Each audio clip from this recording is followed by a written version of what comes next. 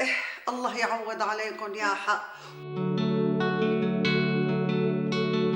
নাটকের পর্দায় যিনি যুগের পর যুগ দর্শকের হৃদয়ে জায়গা করে নিয়েছিলেন সেই বর্ষিয়ান অভিনেত্রী হুদা সারাওয়ি জীবনের অবসান ঘটেছে রহস্যভাবে। বৃহস্পতিবার সকালে দামেস্কে তার নিজ বাসভবন থেকে উদ্ধার করা হয় তার মরদেহ, যা ঘিরে ছড়িয়ে পড়েছে শোক ও উৎকণ্ঠা।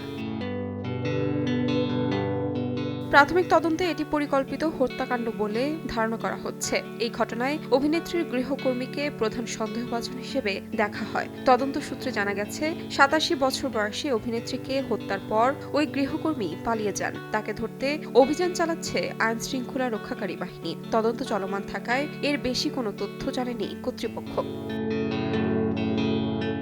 দীর্ঘ অভিনয় জীবনে হুদা সারোয়ি সিরিয়াল টেলিভিশন নাটকে শক্ত অবস্থান তৈরি করেছিলেন। জনপ্রিয় সিরিজ বাব আল হারাতে উমা জাকি চরিত্রে তার অভিনয় দর্শকের মনে আলাদা ছাপ ফেলেছিল।